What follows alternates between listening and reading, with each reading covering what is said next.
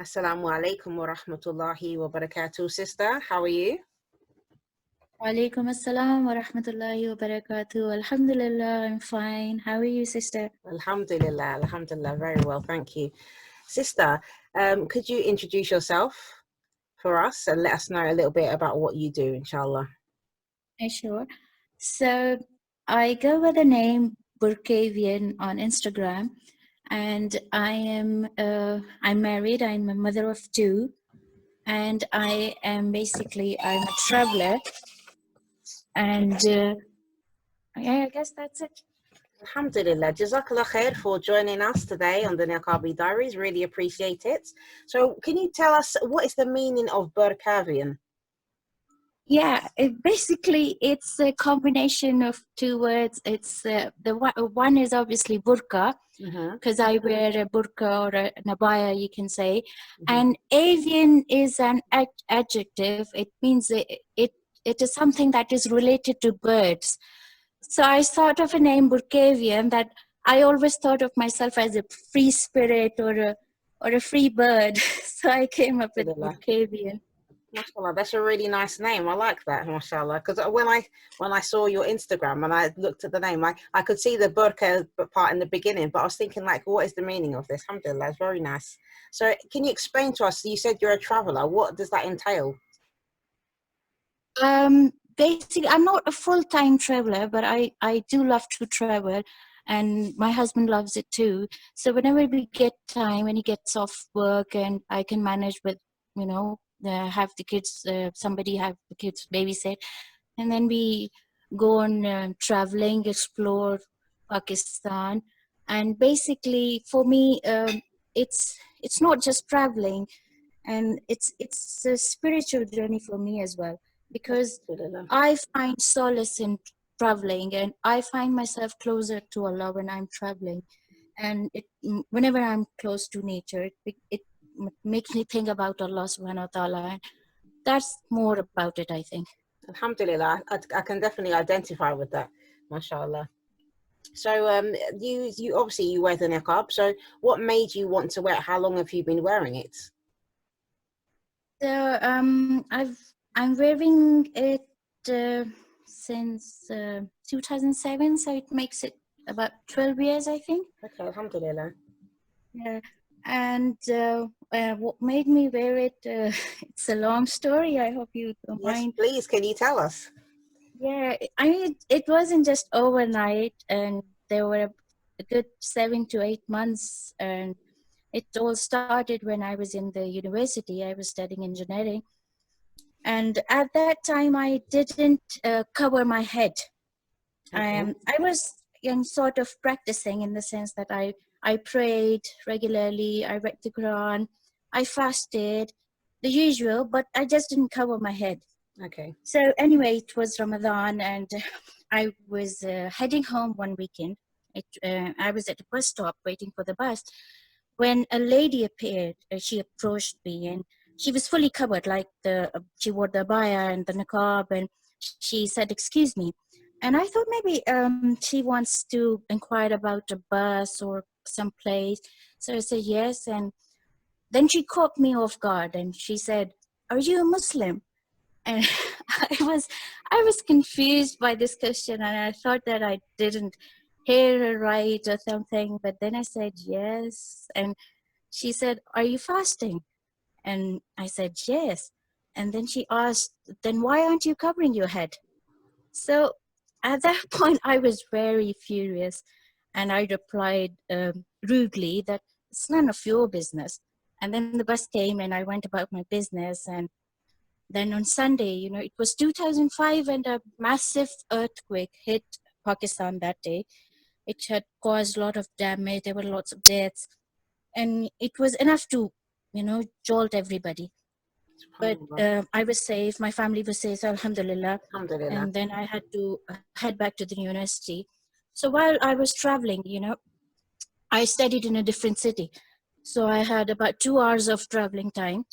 So, and while I was traveling, I kept thinking and thanking Allah that I was safe, and that there were people who slept and they never woke up.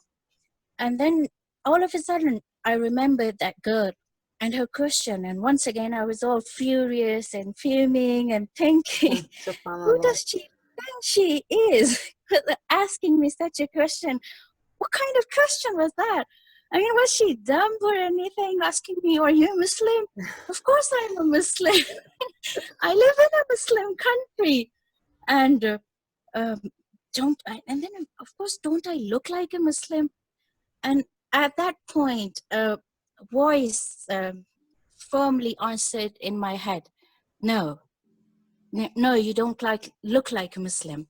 Subhanallah. And I was in a moment of, you can say, shock temporarily. And, and then slowly I let my conscience take over and thought that, I'm Asian, I have Indian looks. And let's say that I was in some other country, Britain, maybe, and I died somehow traveling. And how would people know that I am a Muslim and I need to be buried and not a Hindu and burnt? And then I realized that if only I had a head covering, a scarf or anything, they'd know for sure that, yeah, she's Muslim and she needs to be buried. And so it began, and I was, you know, I thought that if, you know, a single piece of head covering can make me look like a Muslim, so what is it to me? I mean, what's stopping me from making me look like a Muslim? Alhamdulillah, I'm proud to be a Muslim, and I wouldn't Alhamdulillah. want otherwise. So I thought, okay, so it's just a piece of cloth and nothing else, and you can just, put it on your head, and you can still show your hair and just pin it a bit. And then I asked, it was Ramadan, with the shaitan probably locked up. And then I said, okay, Allah, oh Allah, help me, guide me. And the next morning, I was uh, I was covering my head with the Alhamdulillah. dupatta. And it wasn't properly covered, but Mm. at least I started. And so it basically started from there.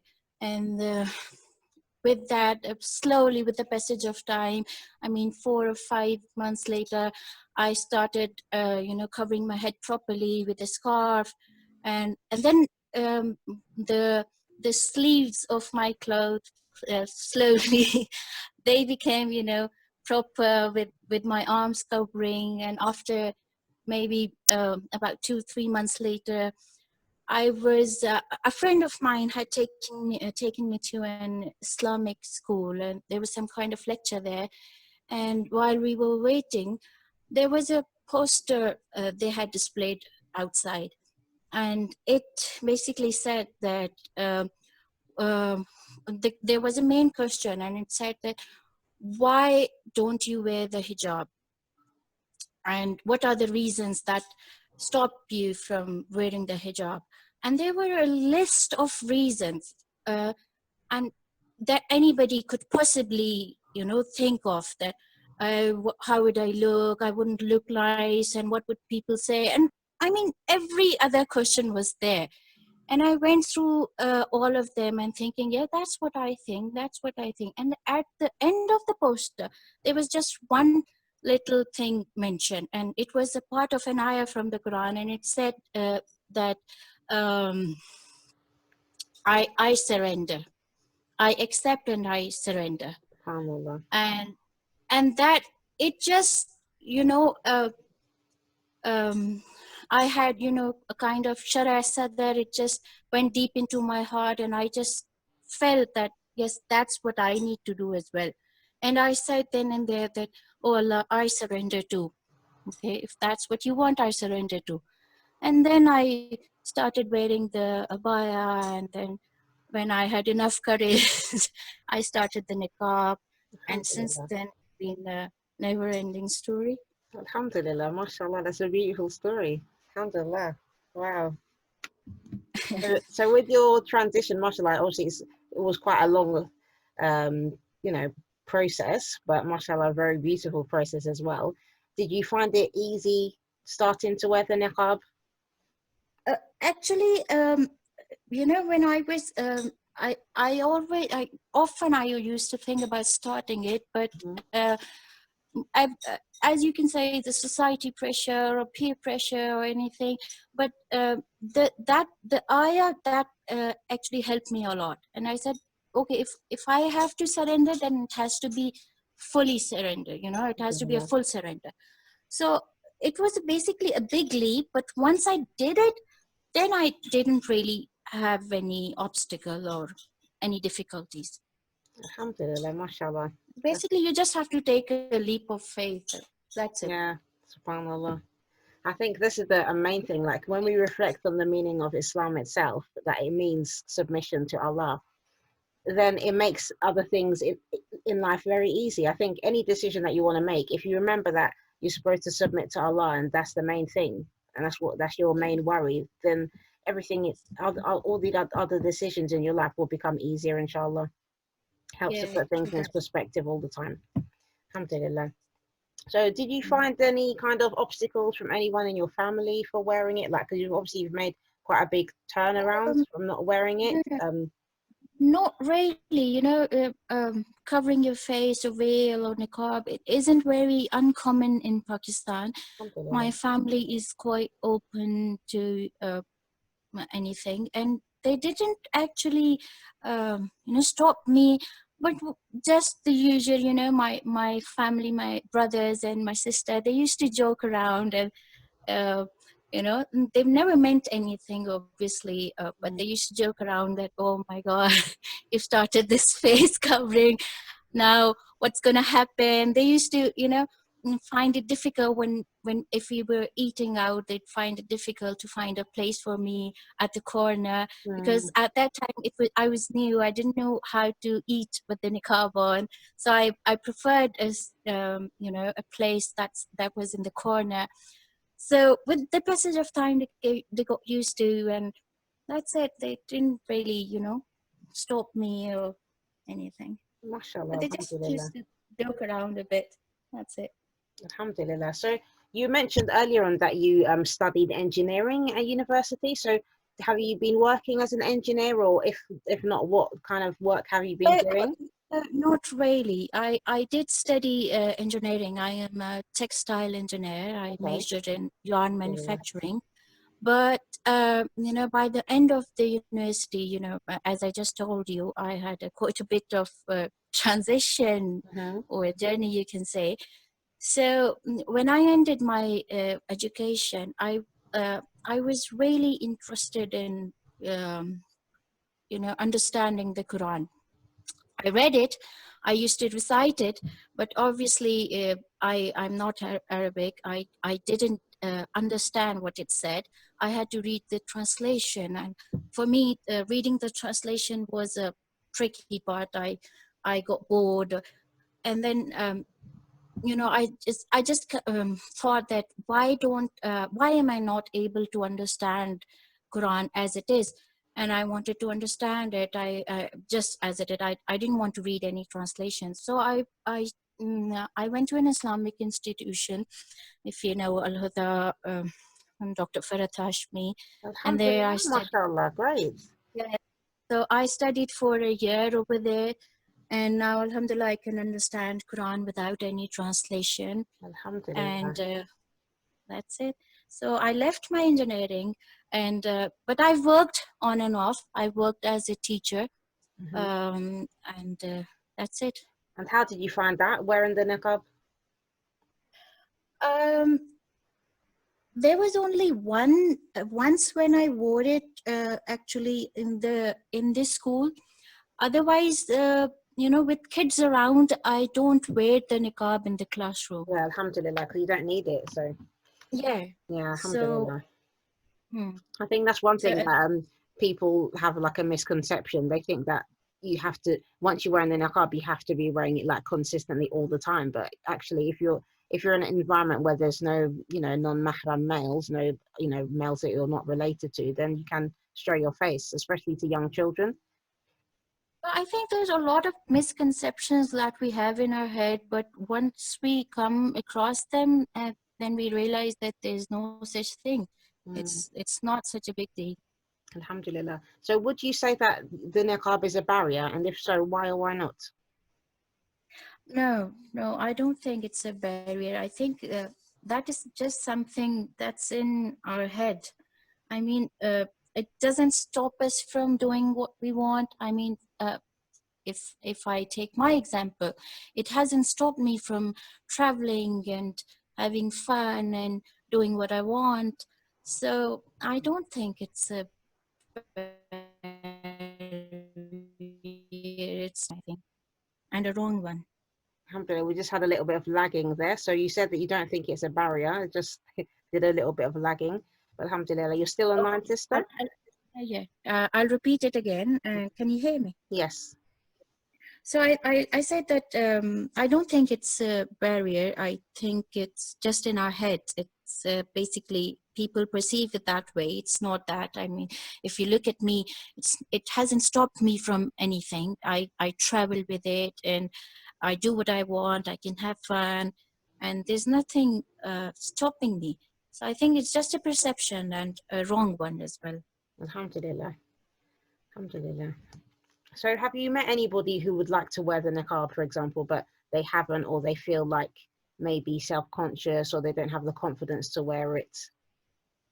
Uh, Yes, I can. I did have a few friends at the time, and but most of them overcame their, whatever they were thinking, and they did start in the end. Because I think if you really believe in something, then it will lead you to it. If you really want to do something, you'll sort it out, and you'll end up doing it anyway. So that's what happened to them as well. Alhamdulillah, mashallah, that's great. Alhamdulillah. So have you met anybody who wears the? You said that obviously in Pakistan, like the niqab is quite common in some places. Um, Yeah, it's not uncommon, mhm, and people, a lot of people wear it. So many don't. Many, like I used to be, they don't cover their head even. So it's many. There's no. I haven't met anybody who's been forced to wear it. alhamdulillah, alhamdulillah, that's good. So Alhamdulillah.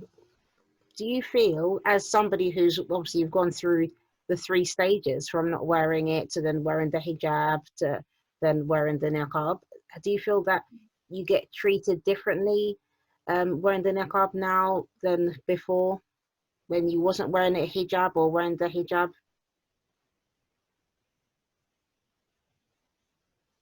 Uh, if I talk about myself, when it comes to me only, then I'll be more confident. I think there's a reluctance to, if somebody is there with the niqab on, people would be reluctant to initiate any, any conversation with them. Mhm. But it's up to us. So usually I understand that bit. So it's usually I don't mind initiating a conversation, and once I do, or once people they do start a conversation, then they get you know um, comfortable, I think, and it's Alhamdulillah. not a big deal afterwards. You just have to start the conversation. You just have to, they're waiting for you. They're not sure what are you thinking, whether you'd like to be part of a conversation or not. So that sort of thing. Yeah, alhamdulillah. Yeah, that's I found the same thing as well actually because yeah, people just don't know. They're unsure. And as well, I think at least living in the UK, I think there's a misconception as well with wearing the niqab that sometimes people think that you might not be able to speak English. So that's Yeah, another thing as well. yeah, that goes with me as well. Usually people don't expect that, and when I tell them, it comes as a shock for them that I am an engineer, and then so it does come as a shock to them, and I kind of enjoy that that part. Alhamdulillah. I know it's not that; it's quite the opposite actually. Alhamdulillah. So can you just tell us more about your travel, sister? Like some of your experiences in Pakistan. Have you been anywhere other than Pakistan? Um, I have lived for a few years in Saudi. I've visited the UK as well, and I once visited Dubai as well. But when I visited the UK, that was quite long ago. I didn't wear any abaya or niqab back then, so I had I once had a funny experience in Dubai. My brother used to be there, and I went to this Atlantic water park. It's a water park with the rides and stuff. So I went with my brother and my sister-in-law, and my brother wasn't sure. He said that he asked at the reception if my sister can can go with this, with the whole abaya. I was wearing the abaya, the niqab, and the socks as well. Yeah, So I mashallah. was fully covered in black, and he wasn't sure if they'd let me in. So he asked at the reception if it's okay with the park regulations and stuff if my sister comes in full clothing, and so they said no, it's it's not the maximum but the minimum that we are concerned about. You have to have something barely on or minimum to enter the park, and we're not concerned with the maximum. So Alhamdulillah. I find it that yeah, that I find that really funny. And then I've had quite good experiences when it comes to traveling. I have uh, you know very amazing experiences in Pakistan as well, because Pakistan is mostly where I started traveling as a traveler. So um, Pakistan is called the land of hospitality, Yes, and mashallah. it's uh, that hospitality, although I am a Pakistani myself, but I got to see that hospitality when I was in the north in the mountains. And that's we went once. I was on the motorbike with my husband, and we were camping somewhere. Mashallah, motorbike. It had started to Wow. get yeah, so it had started to get dark, and we were trying to set up our camp, and then suddenly a man came. It was an open forest like place. It was a Kumrat Valley. It's very famous here. And the man came, and he said that my girls had passed through your tent, and they told me and that there was a lady with a man who are trying to set up their camp. And I came here to inquire that are you going to sleep in that tent? So I said yes. So he said, no, I can't let that happen. My house is really close by. It's not a big house, but I can't let you stay. He was talking to my husband that I can't let you stay with your wife in there when my house is so nearby. So no, yeah, I can't allow that. You have to, go with me and spend the night at my house. Alhamdulillah. And Mashallah. we tried to, we tried to stop him, but he insisted so much, and then we ended up spending the night at his home. And he just lived in one bedroom, in one room house, and on top of that house, he had a big tent um, burst on that house. So that's where we stayed. And I was thinking that how big is his heart and everything. So the next morning when we were coming back, I met his wife as well, but they spoke a different language.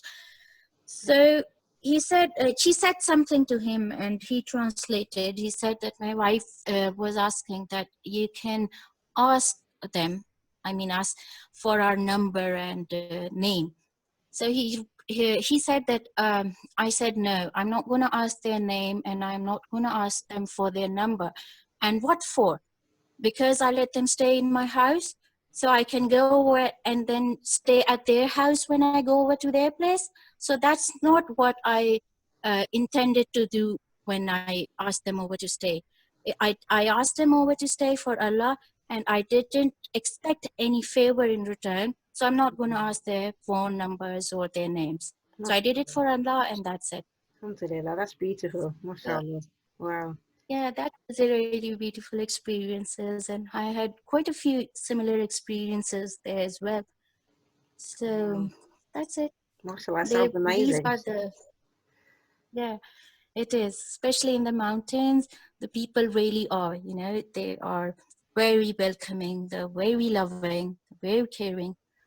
So Alhamdulillah. that's it. So when you do your traveling around Pakistan, are you always traveling by motorbike? No, not always. We used to travel by car, and once we were traveling to the north, and we had an accident. It SubhanAllah. was, yeah, it was quite bad that our car got nearly smashed. We were fine, alhamdulillah. Alhamdulillah. So for for quite some time, we were left without a car, and but obviously we both, me and my husband, we're so fond of traveling, and it's like, you know food to our souls, and we can't live without traveling that long. So MashaAllah. my husband, he then bought a motorbike, and then we started our journeys on the bike, and we do have a car now and a motorbike, so whatever suits us, we use that means of transport. Alhamdulillah. MashaAllah. It sounds very romantic as well, actually. Yeah, it is. If it is romantic, if it's only just the two of us, with the kids, it Alhamdulillah. gets a bit difficult, but still. And I'm still, Alhamdulillah. planning. This time we're planning a trip to the south with the kids as well. Inshallah. So what about traveling with children? Because I find that a lot of sisters are quite reluctant to travel with children, especially when they're young. They have like, like maybe some kind of anxiety, or they have, they feel that is there's too much difficulty, so they can't do something because of they've got children, or they find that having kids is restrictive. What kind of advice do you have, or how do you manage that? Obviously, if you travel without the kids, it's much easier, but it's not impossible to travel with the kids. I mean, you have to just plan beforehand that where you're going to stay, and we plan like where we're going to eat, what kind of dry food we can keep for the kids. And if we plan, properly beforehand, that okay, we're going to travel this much, then we'll stop here, so things get easier, then it's not that difficult. Alhamdulillah, mashallah. Mashallah, sounds really amazing. So what's your Instagram tag then? It's Burkavian. Okay, mashallah. So inshallah, I'll put a link in the description so that people can find you, because I'm sure that there's going to be a lot of people who are really interested in what you do, especially that obviously traveling. And mashallah, you've got some beautiful pictures on your Instagram page as well.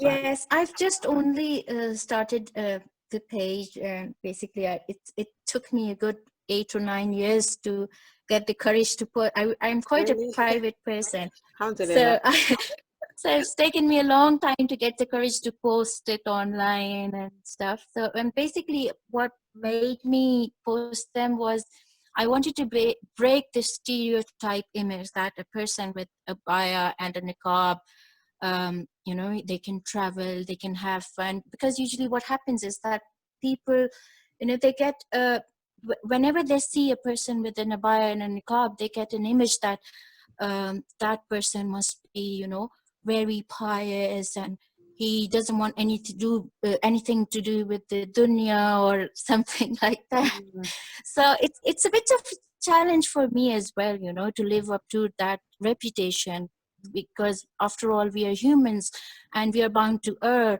and we are sinful. Nobody's perfect.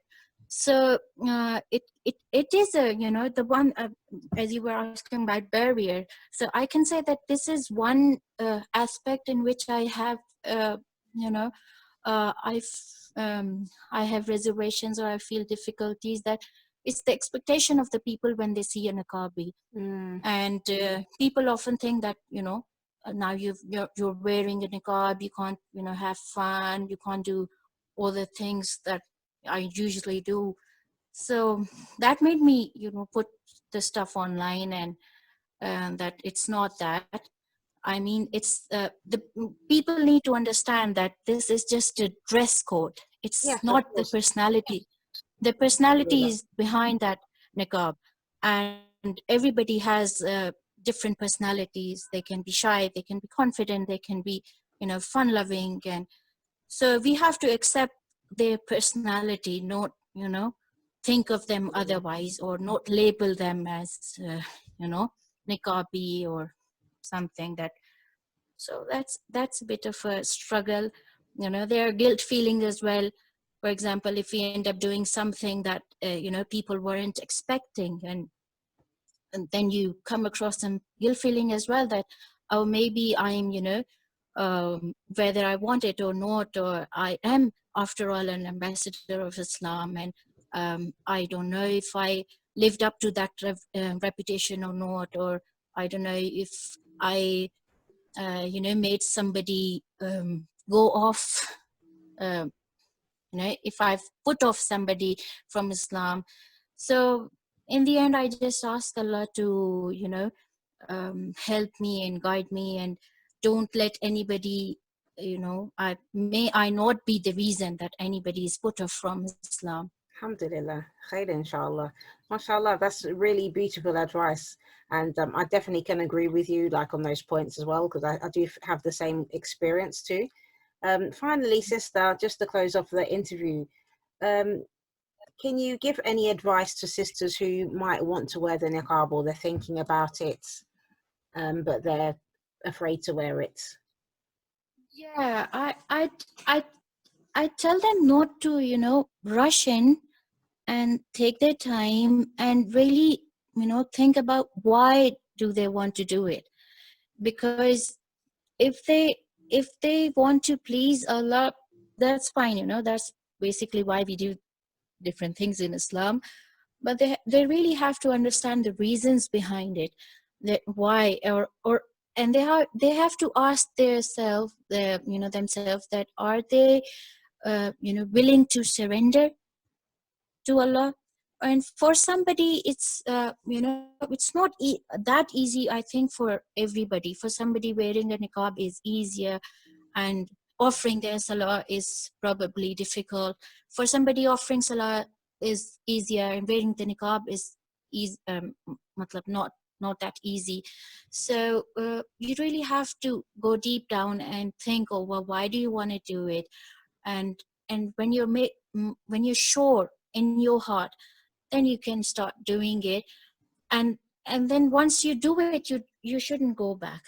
You should keep Alhamdulillah. that in mind, that once you do it, then it's better if you don't go back.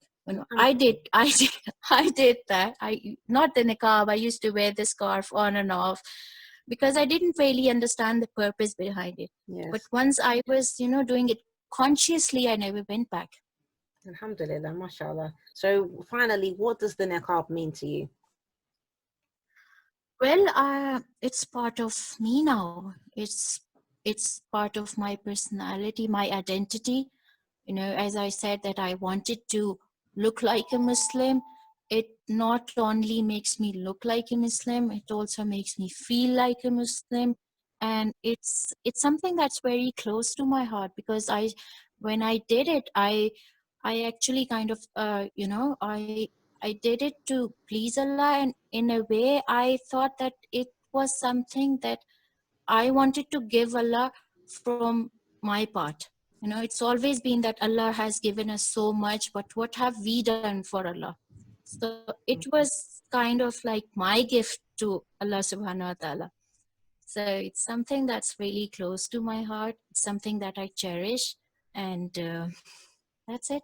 Alhamdulillah, Jazakallah khair, sister. I really appreciate you taking your time to give this interview, and mashallah, it's been very inspirational, and I'm sure that the listeners will thoroughly enjoy it too, inshallah.